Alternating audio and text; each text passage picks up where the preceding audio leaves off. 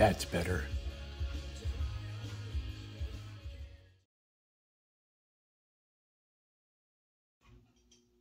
Hi.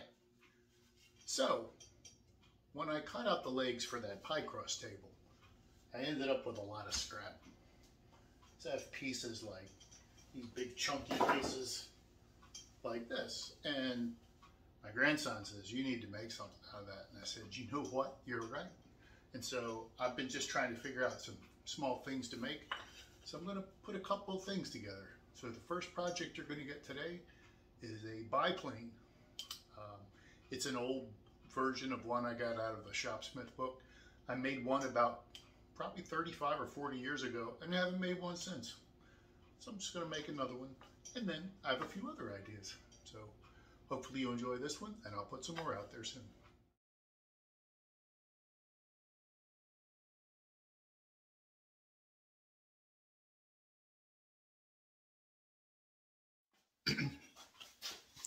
Okay, you can probably see that I'm going to work on a biplane, right? And so drilled with a Forstner bit through here so I could get that relatively smooth. It needs a little sanding, but it's smooth.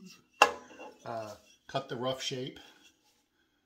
Just didn't film all of it, but this is the point where you get a little artistic and you get to round these edges over and sort of style the whole piece. Now, I will say, one of the first lessons I learned with this disc sander is not to do this, because guess what I did?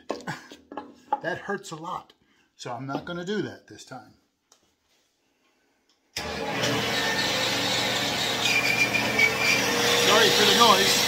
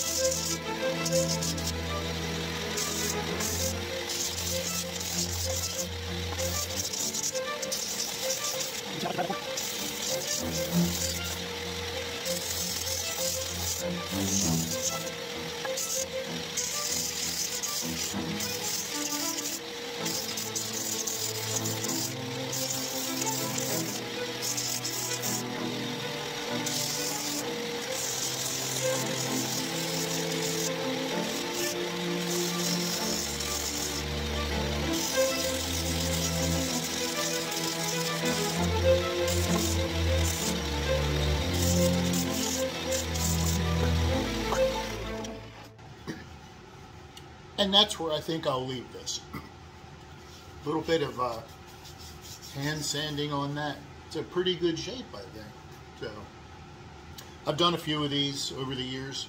First one was close to 40 years ago. And I've been wanting to make some toys, so why not?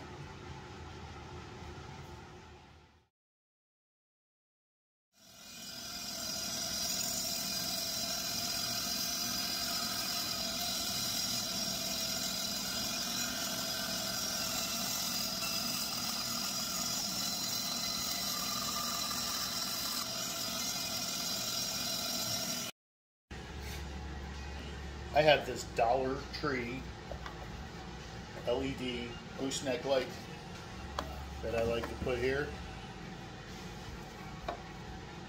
and sometimes it's in the way, sometimes it's not, but it gives me a little extra light.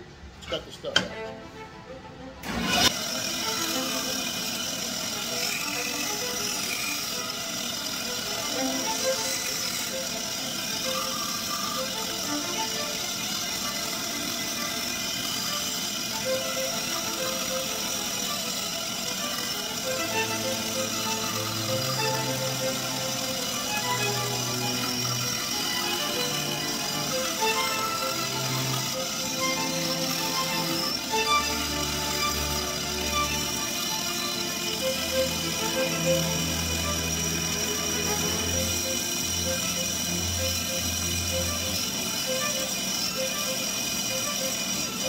I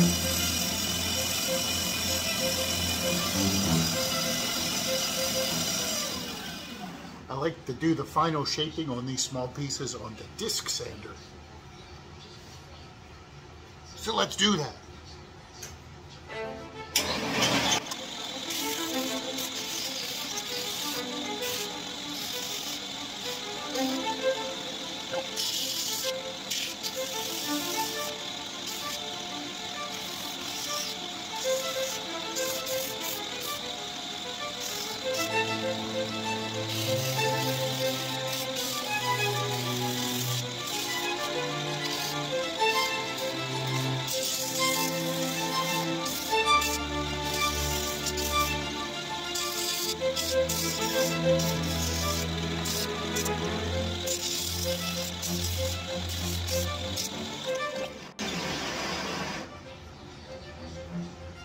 Just trying to give it a little bit of shape. I'll do the final bit by hand. I want to make sure it all fits on the fuselage, and then I can worry about it. Okay, so I'm working on the propeller. Now obviously, you just cut the shape out.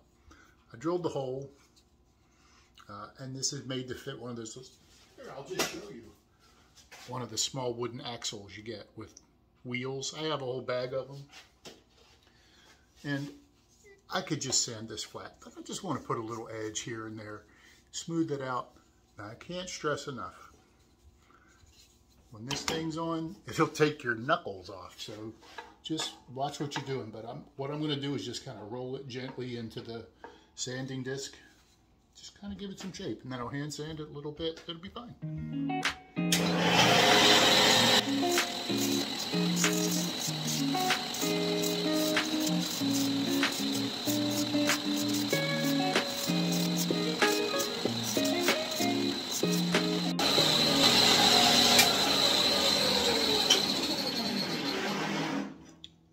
So with a little dressing up around there, clean that up a little bit with some sandpaper. I just gave it a general sort of propeller shape. I don't know whether you can see that, but I cut it a little deeper on opposite edges here, a little bit more of a slant like a propeller. It's not actually going to fly, so it's fine.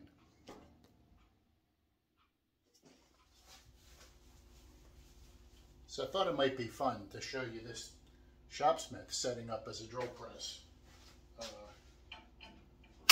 Obviously, I don't have a lot of space in my shop here. So that comes off. I will crank this up just a bit. That way. Make sure everything's tight. Release the latch. Up it goes. Tighten it up.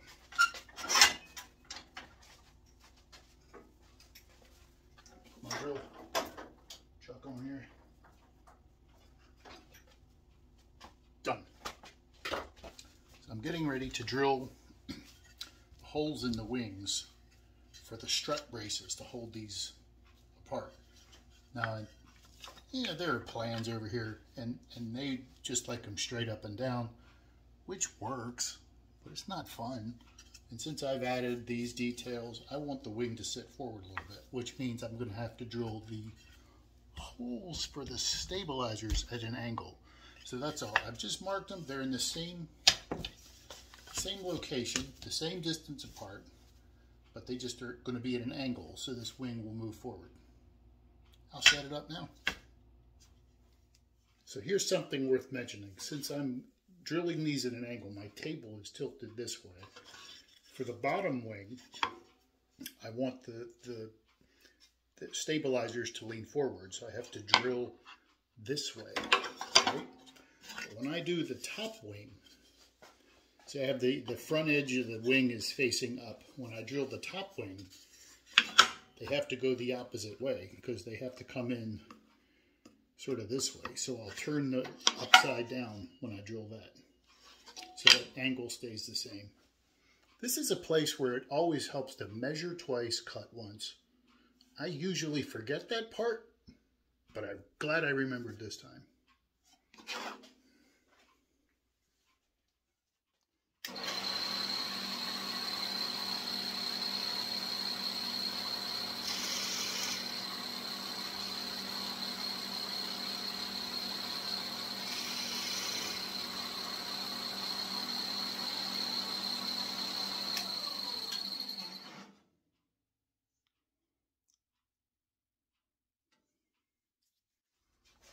Okay, so I drilled the holes before. I cut these short little dowels, which, if you can't tell, are all wonky different sizes. Doesn't have to be perfect, because they'll be perfect now. I'll just sand them. That'll clean up the ends and kind of put them all, I'll eyeball them to the same length, and we'll move on.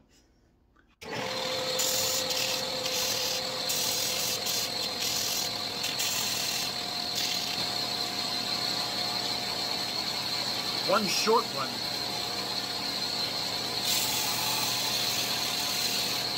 Now they'll all be short.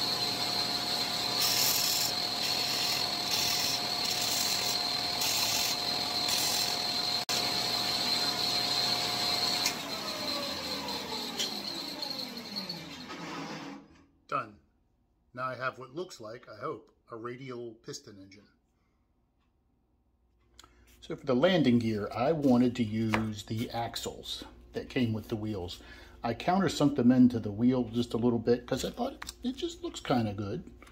The original plans over here had these flat wheels that you cut out with a hole saw, and I could make them a little fancier if I wanted to, but I like these better. But I wanted to use the axles, which complicated things, right? So these would normally have had a 1/4-inch hole drilled in the center of the wheel and just glue them to an axle. But that doesn't work when you're doing the axle pin. So this is what I came up with. An absolute nightmare to drill, but I got it and I'm going to stick with it. I like the way it came out. Everything was drilled at basically a 10-degree angle to simplify things. But I think when it's under the plane, it's going to look pretty cool.